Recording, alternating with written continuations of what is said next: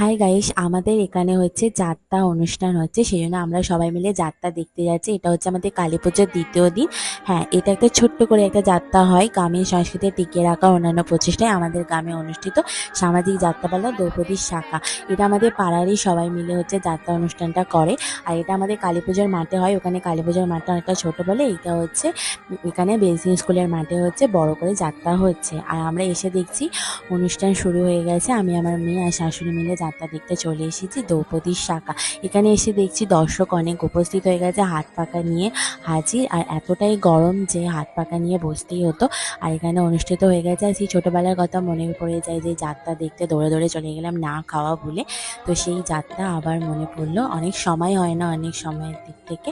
তো এই যাত্রা দেখতে কার না ভালো লাগে বলো? তো ভালো লাগলে অবশ্যই আমার চ্যানেলটাকে সাবস্ক্রাইব করে দিও। টাটা। তুই পারিস বটে দাদা, তুই পারিস বটে।